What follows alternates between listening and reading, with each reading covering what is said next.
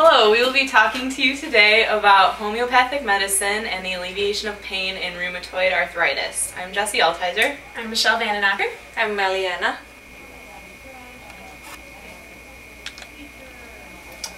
Okay, so what is homeopathic medicine? One definition of homeopathy is a system of therapy based on the concept that disease can be treated with drugs in minute doses, thought capable of producing the same symptoms in healthy people as the disease itself. Homeopathy seeks to stimulate the body's ability to heal itself by giving very small doses of highly diluted substances. A little bit about how it works. Homeopathic remedies can come from plant, mineral, and animal sources. To obtain a homeopathic solution, there is a controlled process of successive dilutions. This transforms the original substance into a therapeutically active medicine. Because none of the original molecules remain after the dilution process, it is the remaining energy of the substance that affects the body. Homeopathic remedies are also tailored to each individual, which we will touch on later. The naming of homeopathic medicines, in the U.S. we use a two-part letter and number designation. The number stands for the number of times the source substance has been diluted, and the letter stands for the dilution rate, with X being the slowest and LM being the fastest. Okay, so for the history of homeopathic medicine, it dates back as early as 1791 when it was founded by Samuel Hahnemann, who was a German physician. Hahnemann was the first to discover the law of similars, known as like cures like. He discovered this claim by observing that the cinchona bark caused malaria-like symptoms in the body of a healthy person. From thereafter, he continued practicing remedies on himself, and then later discovered that cinchona bark could cure actual cases of malaria because it has a source of quinine, an anti-fever agent, which is useful in treating malaria. During this discovery, he decided that the drug's power to cure the disease arose from its ability to produce symptoms similar to the disease itself. Ultimately, Hahnemann discovered that he could take a substance and dilute it until there were no molecules of the substance in the dilution. These highly diluted substances were then used to trigger the healing process in the sick individuals. Then later in 1823, Hans Gram carried homeopathic medicine to the U.S. becoming America's first homeopath who emigrated from Copenhagen at this time. Here's just a quick overview of rheumatoid arthritis. First, arthritis is translated into joint inflammation. Then rheumatoid arthritis is the chronic type of arthritis with early symptoms including fatigue, joint pain, and stiffness. Then with progressive rheumatoid arthritis, symptoms may feel like the flu with achiness, muscle aches, and the loss of appetite. At this point, there are no known causes, although there may be a genetic component involved. Patients with rheumatoid arthritis often take alternative treatments, including homeopathy, which is why we decided to focus our research on this topic.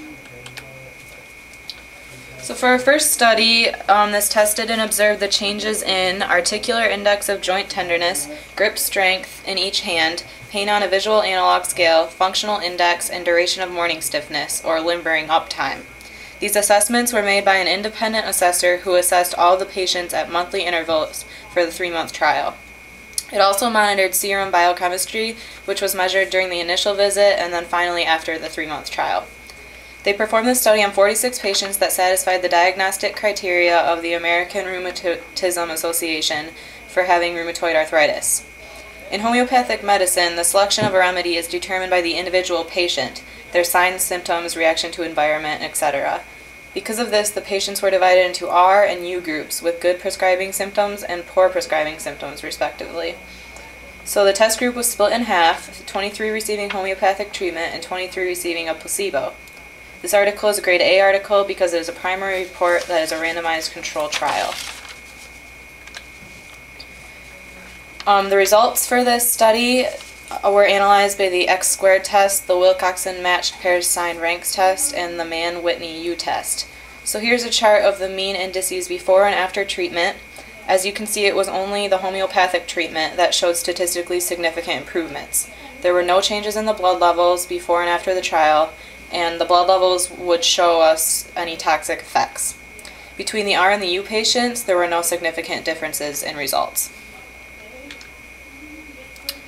So from this study we can gather a few things. The fact that neither placebo group improved significantly suggests that it is the drug and not the doctor that is effective.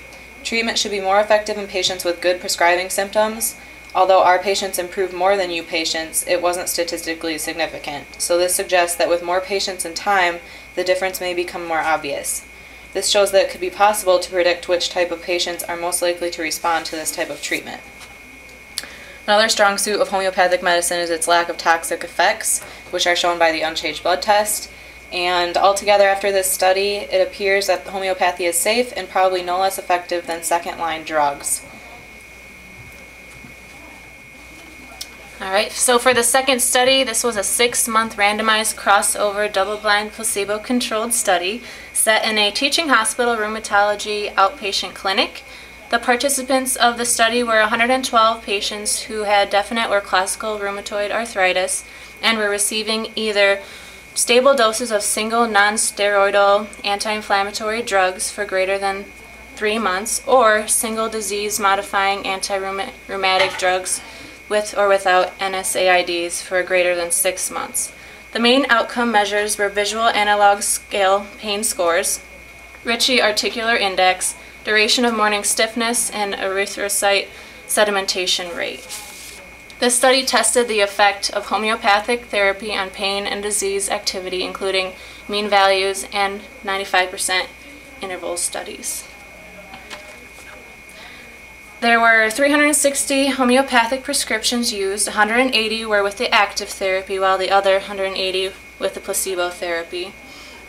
80% of the prescriptions were with the Rhus toxicodendron prescribed with these varying dilutions. Then this article was given a grade A because it is a randomized controlled trial. So 58 patients completed the trial. Over the 6 months, the mean pain scores fell 18% with a p-value of less than 1.100, making it statistically significant. Then the mean articular index fell 24% with a similar p-value. The mean ESRs, or the erythrocyte sedimentation rates, fell 11%. The morning stiffness over the 6 months, however, showed a non-significant 43% rise from 75 minutes to 107 minutes of morning stiffness. Then 54 patients withdrew before completing the trial, and they withdrew according to the listed reasons. It is important to note, however, that no patient withdrew from the study due to an adverse reaction to the homeopathic medicine received. The results show that the mean pain scores for the placebo therapy were significantly lower after 3 months compared to the 3 months of the active therapy. In 15 cases, which was 26% of the total cases, there were large differences in the pain scores between treatments, including 11 cases favored the placebo therapy, and while only 4 cases favored the active therapy. Similar results were seen with the articular index, ESRs, and morning stiffness. These results suggest that active homeopathy does not improve the symptoms of rheumatoid arthritis patients attending a routine clinic who are stabilized on NSAIDs or DMARDs over a 3-month period. Okay, the third study. This study is conducted to assess the benefits of homeopathic intervention in patients with rheumatoid arthritis. The method used in this study is exploratory double-blind, randomized, placebo-controlled trial. 83 patients were randomized to 24 weeks of treatment with either homeopathic consultation or non-homeopathic consultation, and the article grade for this article is grade A. Patients were then randomized into 5 groups. The randomization is described in the following slide. Of the 5 groups, 3 received a homeopathic consultation, group 1 and 3, and 2, group 4 and 5 did not.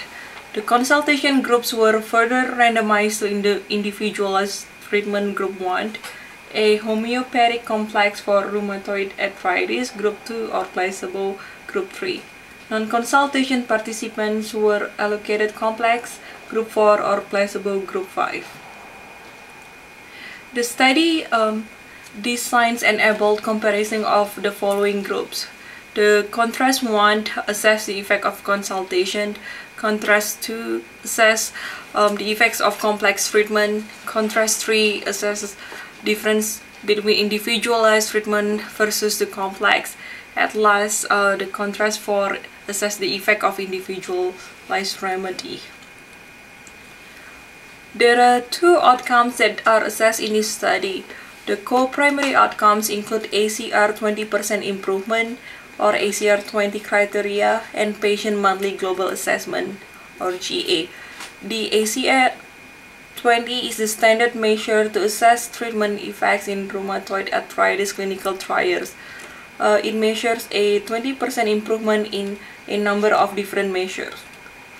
The secondary outcomes include 28 joint DAS or DAS 28, tender and swollen joint count, disease severity, pain, weekly patient and physician GA, and inflammatory markers. The result shows that there is no significant differences that were identified for the effects of consultation or treatment allocation for either of the primary outcomes, ACR 20 and patient monthly GA.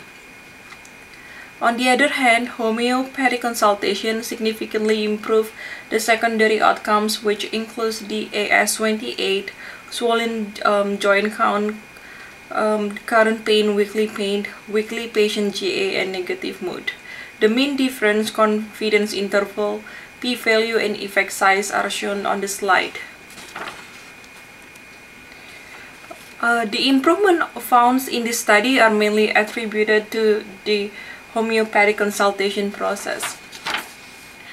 The homeopathic requires a very detailed understanding of the patient and is a unique and personalized approach.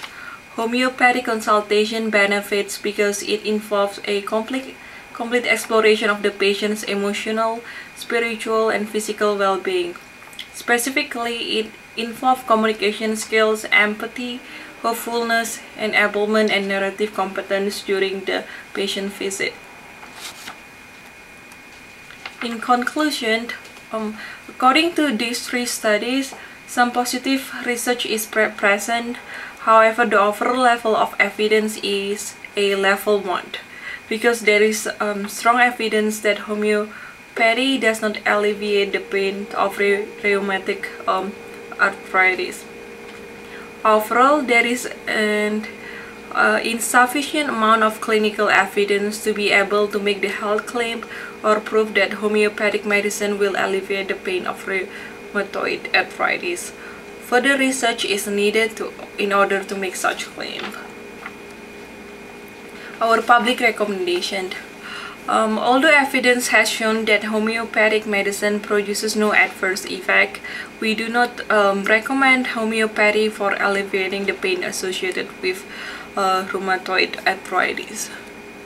This is our references, and that's the end of our presentation. Thank you.